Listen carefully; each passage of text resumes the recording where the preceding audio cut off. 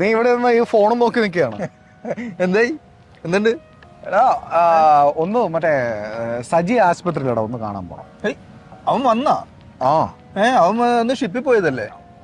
എടാ അവൻ വന്നിട്ട് കാലം എത്രയും, അവൻ മറ്റേ ഷിപ്പിൽ പോയി. അയ്യോടെ ഞാൻ അറിഞ്ഞില്ല. അവിടെ നിന്ന് ക്യാപ്റ്റന്മാര് ചവിട്ടി പുറത്താക്കി. എന്തിന്? ഇവൻ മറ്റേ പോസ്റ്റൽ വഴിയാണല്ലോ ആ കോഴ്സ് പഠിച്ചത്. ഇവിടെ ഏതോ കൊച്ചിയിലെ ഏതോ സ്ഥാപനത്തിൽ ചേർന്ന് പോസ്റ്റൽ വഴി 3 മാസം കൊണ്ട് മറൈൻ എഞ്ചിനീയറിംഗ് എന്തോ ഒരു സംഭവം പഠിച്ചിട്ട് ഇവൻ പോയത്. അവൻ പോണേക്കാട്ടി മുമ്പ് കണ്ടപ്പോ പറഞ്ഞല്ല അവിടെ പ്രാക്ടിക്കൽ ഉണ്ട്, ട്രെയിനിങ് ഉണ്ട്, നല്ല സൂപ്പർ ആയിരുന്നൊക്കെ പറഞ്ഞു. അതൊക്കെ പറഞ്ഞു.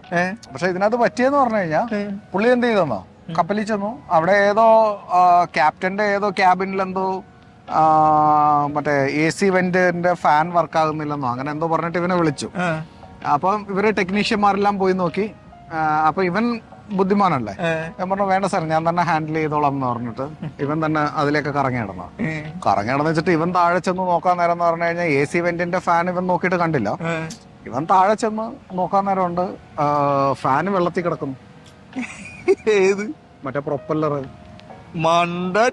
ഇവനിത് അഴിച്ചടാ, ഒന്നും പറയണ്ട. ഷിപ്പ് യാർഡിൽ നിന്ന് അപ്പൊ തന്നെ ക്യാപ്റ്റന്മാരെല്ലാം കൂടി ചവിട്ടി പുറത്താക്കി വിട്ടോളാൻ പറഞ്ഞു. അതിനുശേഷം മറ്റേ ഒരു സ്റ്റുഡിയോ തുടങ്ങി. ഇത് കഴിഞ്ഞിട്ട് അവനെ എടുത്തുചാട്ടം കൂടുതലാണല്ലോ. ഇത് തമ്മിലൊരു ബന്ധമില്ല.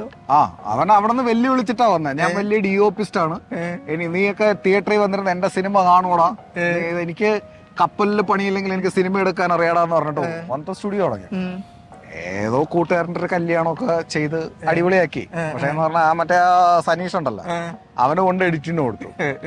ഇവനിത് ടൈം ലൈനറി വലിച്ചിട്ടപ്പോ രസം എന്താണോ, ഇതിനകത്ത് കല്യാണ പെണ്ണും ചെക്കനും ഇല്ല, താലികെട്ടൊന്നും ഇല്ല. പിന്നെന്താ എടാ ഇവൻ അവിടെ മറ്റേ ഇവന്റിന് വന്ന പെണ്ണുങ്ങളെ മറ്റേ ചേച്ചിമാരുടെ പൊക്കളൊക്കെ ഷൂട്ട് ചെയ്ത് വെച്ചേക്കുക. അല്ല സോറി, പൂക്കൾ, മറ്റേ പൂക്കള് അത് അല്ല, അവരായതുകൊണ്ട് നമുക്ക് പറയാൻ പറ്റൂല്ലോ. ഷൂട്ട് ചെയ്ത് വെച്ചു. എന്നിട്ട് എന്താ സംഭവം എന്ന് പറയണ്ടേ, അവസാനം പരിചയമുള്ള കല്യാണം ആയതുകൊണ്ട് അന്ന് മൊബൈലിലെടുത്ത കുറെ ഫൂട്ടേജ് ഒക്കെ എടുത്ത് പുതിയ എഫക്ട്സ് ഒക്കെ ഇട്ട് ആ സനീഷ് ഒരുവിധം എഡിറ്റ് ചെയ്ത് കൊടുത്തു. അങ്ങനെ ചെയ്തപ്പോഴത്തേക്ക് പുള്ളിക്കാരന് പിന്നെ എവിടെയോ മറ്റേ നഴ്സുമാർക്ക് അയർലൻഡിലേക്ക് ഭയങ്കര ചാൻസാന്ന് പറഞ്ഞു വെച്ചിട്ട് പുള്ളി എവിടെയോ പോയി മറ്റേ ഒരു 2 മാസത്തെ നഴ്സിംഗ് മേടിച്ചു. എടാ എന്നിട്ടൊന്നും പറയണ്ട, ഇവൻ മറ്റേ അവിടെ മറ്റേ ആ നഴ്സിംഗിന് കയറുന്നില്ലേ, മറ്റേ ഏതൊരു സ്ഥാപനത്തില് അവിടെ നഴ്സിംഗിന് കയറുന്നു. നല്ല നിലയിൽ അവൻ പഠിച്ചോണ്ട് നിൽക്കുകയായിരുന്നേ. പിന്നെ പഠിച്ചോണ്ട് നിൽക്കുന്നതിന്റെ ഇടയിൽ ഒരു ദിവസം മറ്റേ അവിടുത്തെ സ്കൂൾ യൂണിഫോം ഒന്ന് നാക്കില് പിള്ളേരുടെ കാര്യം ഓർത്തിട്ടാണ്. ഈ മഴയത്ത് യൂണിഫോം ഒക്കെ അലക്കിട്ടിട്ട് ഉണങ്ങൂല്ലോ, പെണ്ണുപിള്ള കഷ്ടപ്പെടുന്ന കാണുമ്പോൾ നമുക്ക് വിഷമമുണ്ട്. പക്ഷെ ഇവന്റേത് കേട്ട് കഴിഞ്ഞാൽ നിന്റെ വിഷമം മാറൂടാ. എന്നിട്ട് ഇവന്റെ യൂണിഫോം ഒക്കെ കഴുകി ഇട്ടതുകൊണ്ട് എന്ത് ചെയ്തെന്നാ അച്ഛന്റെ വെള്ളം മുണ്ടും ഷർട്ട് എടുത്തിട്ട് പോയി. മറ്റേ നഴ്സിംഗ് കോളേജിലെ ഏതോ ഒരു ഓന്നേവാലി പെണ്ണുമ്പിള്ള പറഞ്ഞു, ചേട്ടനെ കണ്ടു കഴിഞ്ഞാൽ തനി രാഷ്ട്രീയക്കാരനെ പോലെയെന്ന് പറഞ്ഞു. പിന്നെ അന്ന് രാത്രി മുതൽ ഇവൻ തീരുമാനം എടുത്തു, ഇനി എന്റെ ജീവിതം രാഷ്ട്രത്തിന് വേണ്ടിയാണെന്ന്.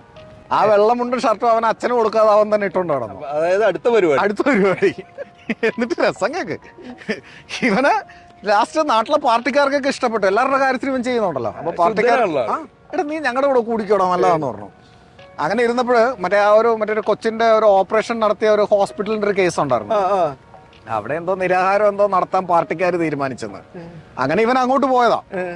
ഇവൻ പോയപ്പോഴത്തേക്കെന്ന് പറഞ്ഞാൽ ഇവനെ വിളിച്ചെന്ന് പറഞ്ഞ നഴ്സിംഗ് പഠിച്ചിട്ടുള്ളതുകൊണ്ട് ഇച്ചിരി മെഡിക്കലിനൊക്കെ പറ്റി സംസാരിക്കുന്ന പറഞ്ഞു. അപ്പൊ അവനെ അങ്ങനെ വിളിച്ചു. ഇവൻ പിറ്റേ ദിവസം പ്രസംഗമൊക്കെ തയ്യാറാക്കി. അവിടെ ചെല്ലുന്നതിന് മുമ്പ് ഇവൻ എവിടെയും താമസിച്ചേ ചെല്ലും. മറ്റേ 10 മണിക്കെന്ന് പറഞ്ഞു കഴിഞ്ഞാൽ ഇവൻ 11 മണിക്ക് വന്നിട്ട് പറയും ഞാൻ നേരത്തെ എത്തിയോ. അങ്ങനത്തെ സ്വഭാവമാണ്. അപ്പം ഇവൻ അവിടെ ചെന്നതിന് മുമ്പേ പാർട്ടിക്കാർക്ക് ഒരു റൂമർ കിട്ടിയിരുന്നു, പാർട്ടിയുടെ ഇത് പൊളിക്കാനായിട്ട് ആശുപത്രിയുടെ ആരോ ശ്രമിക്കുന്നുണ്ട് എന്ന് പറഞ്ഞിട്ട് ഇത് കിട്ടി. അപ്പൊ പാർട്ടിക്കാരെല്ലാം കരുതിയിരുന്നേ.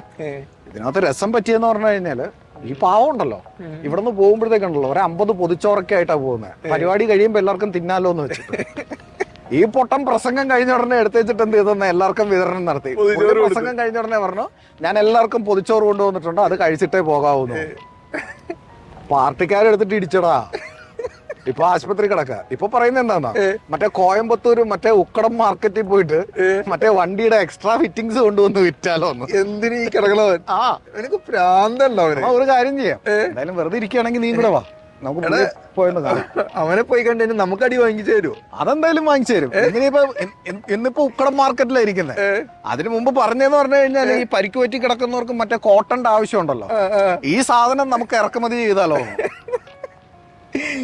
എന്ത് ചെയ്യാനാണ്? എന്തായാലും നീ വാ, നമുക്കൊന്ന് പോയി കാണാം. പോണോ? വാടേ പോലെ ഒന്നുമില്ലെങ്കിലും കൂട്ടുകാരനായി പോയില്ലേ. പോകുമ്പോ ശരി, ബാ പോ.